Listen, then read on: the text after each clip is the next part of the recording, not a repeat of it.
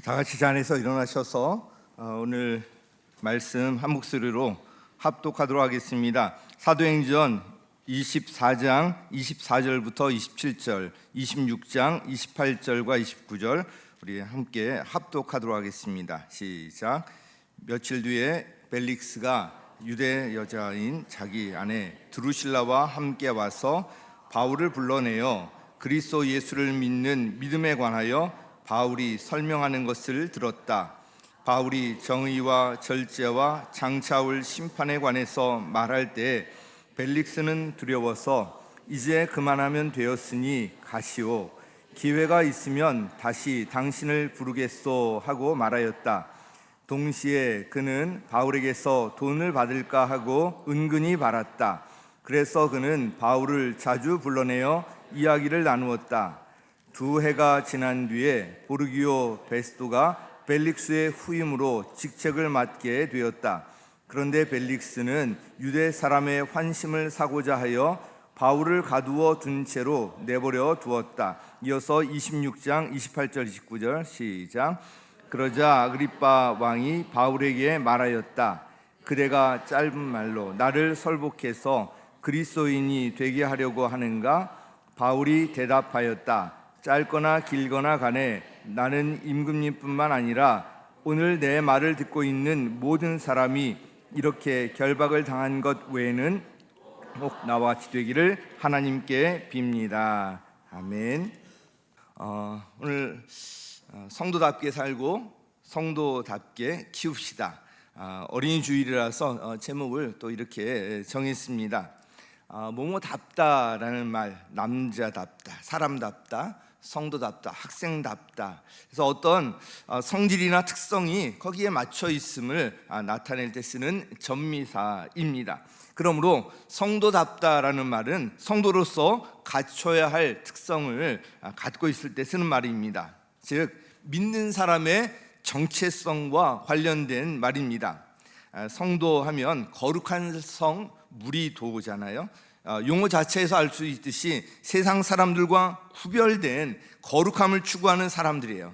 예수님을 믿고 따르는 사람 일반을 가리키는 아름다운 호칭입니다. 그러므로 이 성도는 세상과는 다른 가치관을 따르면서 예수님을 삶의 중심에 모시고요, 예수님을 닮기 위해 힘쓰고 헌신하며 사는 사람들이에요. 정말 아름다운 호칭이거든요.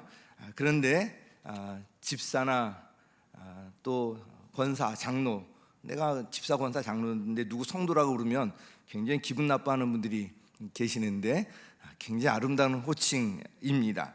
우리는 모두 예수님을 따르고 예수님을 닮아가도록 부름받은 성도입니다. 여러분 믿으십니까? 나는 성도다, 이런 정체성이 있어야 돼요.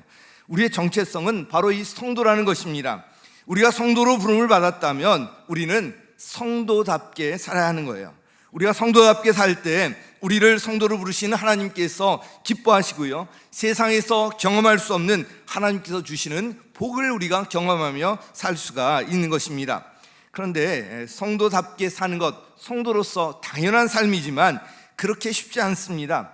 왜냐하면 우리가 여전히 세상적인 가치관이 지배하는 세상 속에서 살고 있기 때문에 그래요.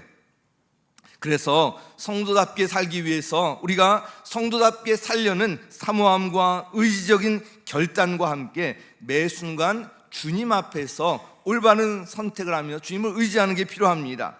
감사한 것이 우리가 이렇게 사는 거 우리 스스로의 힘으로는 되지 않지만 그러나 우리 안에 계신 성령님께서 도우시기 때문에 우리가 그렇게 살 수 있다는 것입니다.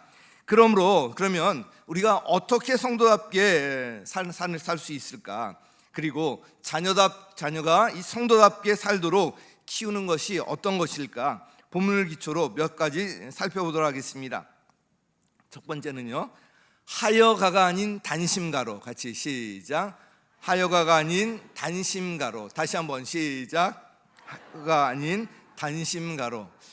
이 말이 무슨 말인가 그런 분들 계실지 모르겠는데 당시에 유대 지방은 로마에서 파견된 총독에 의해서 통치되고 있었는데요, 본문에 등장하는 총독 이 벨릭스는 원래 노예 출신으로 총독까지 된 인물이었습니다.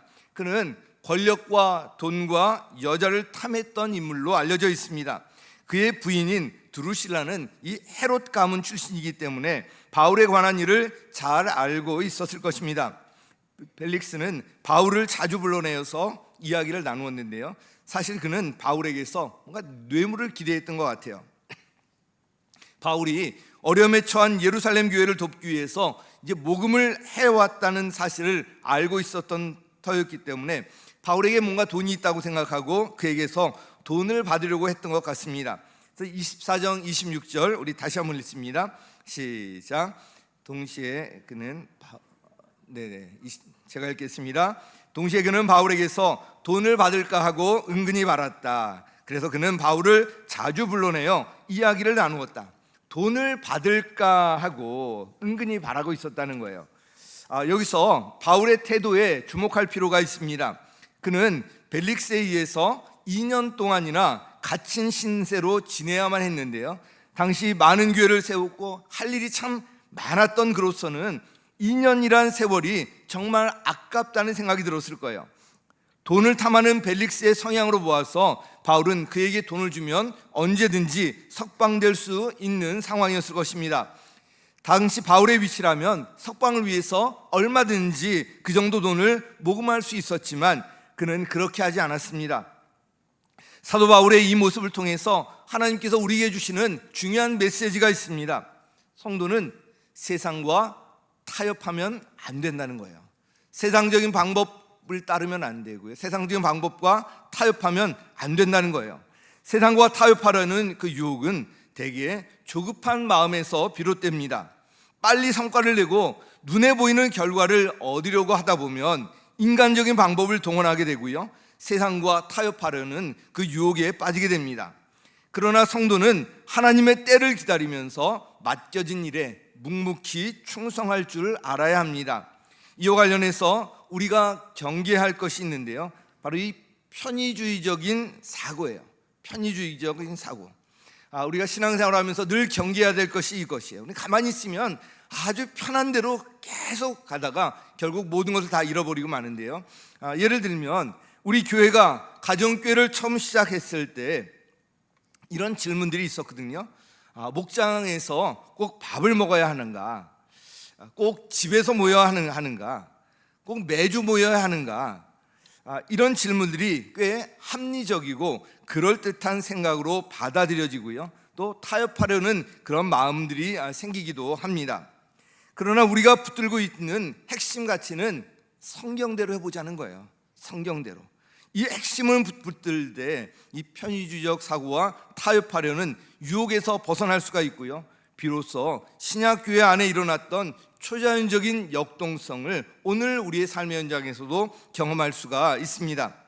그런데 현재 상황을 보면 잘하는 이런 목장들도 있지만 목장 모임을 집이 아닌 교회에서 모이고요, 평일이 아닌 주일에 모이고요, 아예 모임을 하지 않고 원칙대로 모이지 못하는 목장들이 꽤 있는 줄 압니다. 참 안타깝습니다. 사정이 다 있겠지만 결국은 모두 이 편의주의에서 비롯되는 것입니다. 그러나 이대로는 안 됩니다. 제가 담임 목사로서 이 문제를 어떻게 바로잡아야 하나 정말 깊이 고민하고 기도하고 있습니다. 우리 바울을 한번 보겠습니다. 세상적 방법과 타협하지 않고 버텼던 바울은요, 하나님의 인도하심 가운데 마침내 로마 황제에게 상소하여서 당시 세계의 중심 도시인 로마에까지 가게 되었고요, 결국에는 세계 복음화라는 하나님의 뜻과 소원을 이루어내게 되었습니다. 이와 관련해서 시조 두 편을 소개하겠습니다. 우리 소제목 같이 읽었던 하여가와 단심과라는 널리 알려진 시조인데요, 설교를 준비하면서 참 큰 울림이 있었습니다. 먼저 태조 이성계의 아들인 이방원이 고려의 충신, 마지막 충신이라고 할 수 있죠, 정몽주의 의중을 떠보면서 그를 회유하려고 했던 시조인 하여가를 보도록 하겠습니다. 한번 띄워준 같이. 자, 뭐라고 되어 있죠? 이런들 어떠하며 저런들 어떠하리, 만수산 드렁치기 얽혀진들 어떠하리, 우리도 이같이 얽혀져 100년까지 누리리라. 이거 학교에서 이제 다 배운 것들 기억나실 텐데요. 이에 대한 정몽주의 반응이 바로 단심가예요. 자, 우리 단심가 같이 한번 읽어보겠습니다. 시작. 고주고 100번 고쳐주고 백골이 진토되어 넋이라도 있고 없고 임향한 일편단심이야 가실 줄이 있으리야. 그래서 우리 시조 배우셨죠? 3434 뭐 이러면서 마지막 3543 뭐 이렇게 해서 그 구조로 이제 되어 있는데요. 이 시조는 정몽주가 정말 죽음을 각오하고 반응한 그런 시조입니다. 실제로 이방원의 이 회유에 응하지 않고 자신의 정절을 지켰던 정몽주는 선주교에서 살해되고 맙니다.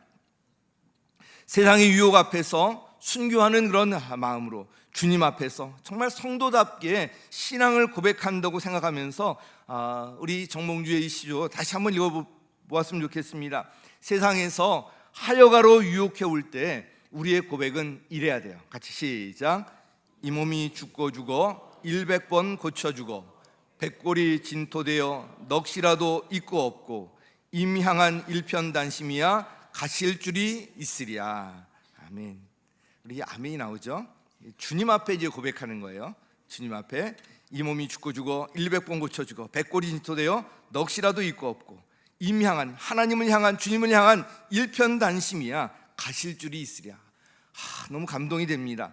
지금 세상은 우리를 향해서 하여가로 손짓하면서 끊임없이 유혹합니다. 이때 우리의 반응은 분명해야 합니다. 바로 하나님을 향한 단심가여야 하는 것입니다.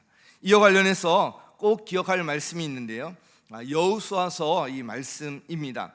하나님의 도우심으로 가나안 땅에 들어가 땅을 차지했지만 이스라엘 백성들은 막상 이 가나안 땅에 들어가게 되자 그 하나님의 은혜를 잊고요, 가나안의 그 풍요로운 문화에 동화되어서 적당히 타협하며 살려고 했습니다. 이에 여호수아가 마지막 이스라엘 백성들에게 유언처럼 당부한 말이 있는데요. 여호수아 24장 14절 함께 읽습니다. 시작. 이렇게 말씀하셨으니 당신들은 이제 주님을 경외하면서 그를 성실하고 진실하게 섬기십시오. 그리고 여러분은 여러분의 조상이 강 저쪽의 메소포타미아와 이집트에서 섬기던 신들을 버리고 오직 주님만 섬기십시오. 이게 마지막 유언처럼 당부한 거예요. 여호수아는 백성들에게 분명한 선택을 촉구하면서 결연하게 자신의 결단을 이렇게 말합니다. 여호수아 25장 15절로 하반절 같이 읽습니다. 시작. 어떤 신들을 섬길 것인지 오늘 선택하십시오. 나와 나의 집안은 주님을 섬길 것입니다. 아멘. 이 말씀이 우리 성도 여러분과 여러분의 자녀를 향한 말씀으로 가슴에 깊이 새겨지길 바랍니다. 이와 함께 우리가 한 구절 꼭 기억할 말씀이 있는데요. 요한계시록 3장 16절 라오디게아 교회를 향한 말씀인데 같이 읽습니다. 시작. 내가 이렇게 미지근하여 뜨겁지도 않고 차지도 않으니 나는 너를 내 입에서 뱉어버리겠다. 자, 이 말씀이 저와 여러분 그리고 우리의 자녀들을 향한 하나님의 경고의 음성으로 들리기를 바랍니다.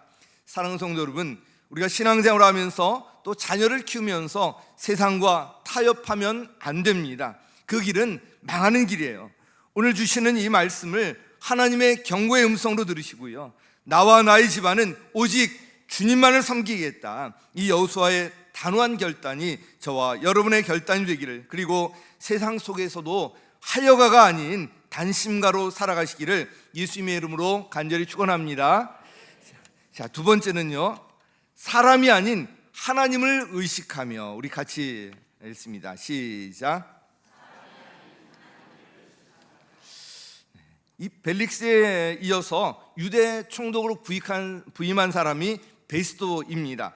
그는 벨릭스에 비해서 통치를 비교적 잘했지만 그에게도 문제가 있었습니다. 그는 늘 유대 사람의 환심을 사려고 사람들을 의식하고 있었습니다.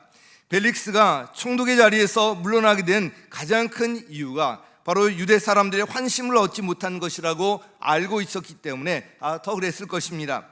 그래서 사도 바울에게 죄가 없음을 알고 있었고, 또한 바울이 예루살렘으로 가게 되면 죽게 될 것이 뻔한 상황이었음에도 불구하고 베스도는 바울을 예루살렘으로 보내려고 했습니다. 그의 관심은 이 바울의 안위나 옳고 그름보다 유대 사람의 환심을 사는 것이었습니다. 우리 25장 9절 말씀 같이 읽습니다. 시작. 유대 사람의 환심을 사고자 하여 바울에게 묻기를 그대는 예루살렘으로 올라가서 이 사건에 대하여 내 앞에서 재판을 받고 싶지 않소 하였다. 유대 사람의 환심을 얻고자, 그렇게 사고자 해서 이렇게 했던 것입니다. 그러나 이 베스도의 의도를 눈치챈 바울은요, 황제에게 상소합니다. 로마 시민권자였던 바울이 황제에게 상소하자 이 베스도는 상당히 당황했을 것입니다. 25장 11절에 보면 만일 내가 나쁜 짓을 저질러서 사형을 받을 만한 무슨 일을 하였으면 죽는 것을 마다하지 않겠습니다. 그러나 나를 고발하는 이 사람들의 고발 내용이 아무런 근거가 없으면 어느 누구도 나를 그들에게 넘겨줄 수 없습니다. 나는 황제에게 상소합니다. 참으로 멋집니다. 사도 바울이 이렇게 할 수 있었던 것은 자신의 석방 여부에 대한 결정권을 쥐고 있던 베스도, 이 사람을 의식하기보다 하나님을 온전히 의식하고 의지했기 때문이었습니다. 유대 사람들의 환심을 사는 데만 관심을 갖고 사람을 의식했던 베스도 총독과 달리 사도 바울은 철저히 하나님을 의식하고 있었던 것입니다. 이것은 바울뿐만 아니라 예수님의 다른 제자들에게도 공통적으로 발견할 수 있는 내용이에요. 오순절 성령 강림으로 성령 충만했던 베드로와 요한은 예루살렘 한복판에서 담대하게 예수님의 부활을 전했습니다. 유대 지도자들은 이에 당황해하면서 그들에게 경고하고 위협합니다. 절대로 예수의 이름으로 말하지도 말고 가르치지도 말라, 이거예요. 그러나 이에 대한 베드로와 요한의 대답은 아주 분명했습니다. 사도행전 4장 19절 함께 읽겠습니다. 시작. 그때 베드로와 요한은 대답하였다. 하나님의 말씀을 듣는 것보다 당신들의 말을 듣는 것이 하나님 보시기에 옳은 일인가를 판단해 보십시오. 시선이 어디를 향해 있습니까?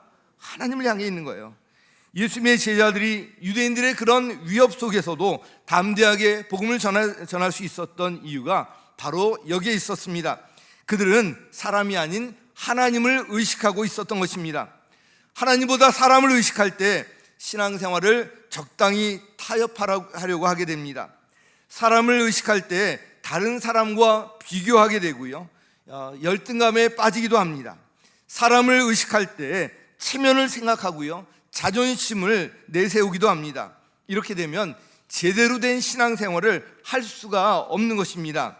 반대로 사람이 아닌 하나님을 의식하고 의지할 때 담대함과 용기가 생깁니다. 목장에서도 담대하게 자신을 오픈하면서 주님 안에서 치유를 경험할 수가 있습니다.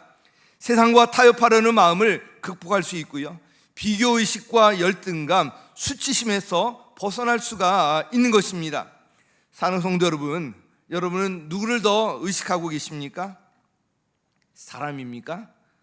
아니면 하나님입니까? 답은 분명합니다. 우리 다시 한번 해볼까요? 사람이 아닌 하나님을 의식하며. 시작. 사람이 아닌 하나님을 의식하며. 자, 하여가가 아닌 단심가로 사람이 아닌 하나님을 의식하며. 마지막 세 번째로요, 말이 아닌 삶으로. 같이 시작. 네, 24장 25절 함께 읽습니다. 시작. 바울이 정의와 절제와 장차올 심판에 관하여서 말할 때 벨릭스는 두려워서 이제 그만하면 되었으니 가시오.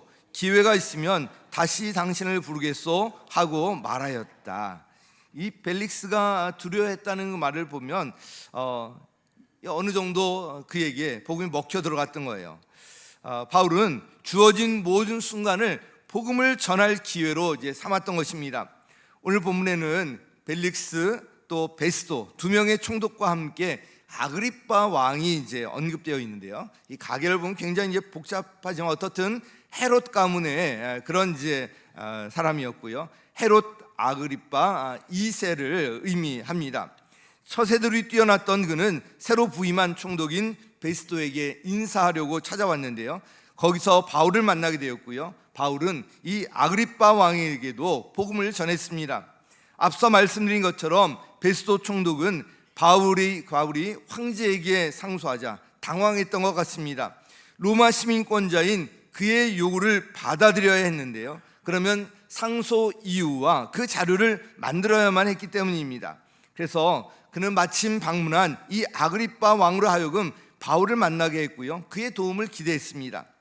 그런데 아그리파 왕 앞에서 바울은 거침없이 자신의 간증을 하면서 그에게도 복음을 전했습니다. 이 아그리파 왕은 예수님에 대한 소문과 바울에 대한 이야기를 들어서 알고 있었을 것이기 때문에 바울은 자신에게 있었던 일들을 자신에게 간증함으로써 전도하려고 했던 것입니다. 제가 이렇게 설교하잖아요. 이렇게 사십시오. 성경에서 이렇게 말씀하고 있습니다. 그런데 이 간증은 뭐예요? 그렇게 살았더니 이런 열매가 있었습니다. 그렇게 살았더니 내가 이렇게 되었습니다. 그래서 이 간증은 삶을 산 이야기, 그래서 굉장히 파워가 있는 이유가 여기에 있습니다. 이런 우리 삶에 간증이 있어야 되는 것입니다. 사도 바울의 이 간증이 아그리파 왕에게 영향을 미쳤던 것 같습니다. 그대가 짧은 말로 나를 설복해서 그리스도인이 되게 하려고 하는가, 이렇게 말할 정도였는데요. 이에 대해서 사도 바울은 분명한 어조로 말합니다. 26장 29절 우리 함께 읽습니다. 시작.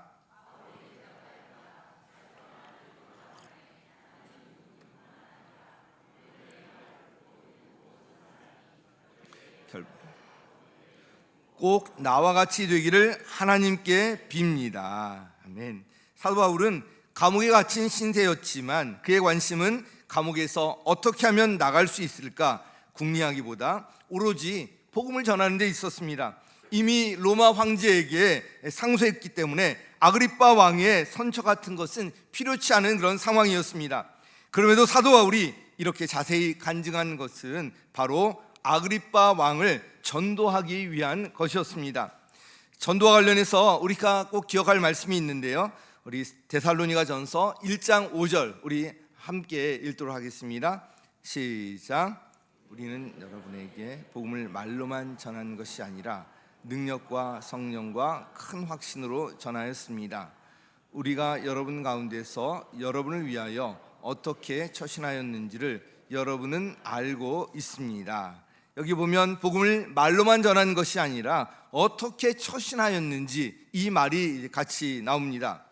말로 전하는 것도 중요하지만 전도는 말로만 하는 것이 아닙니다. 전도의 기초는 결국 주님 안에서 사는 삶인 것입니다. VIP들이 보기를 원하는 것은 말이 아니라 믿는 사람들의 실제 삶이에요.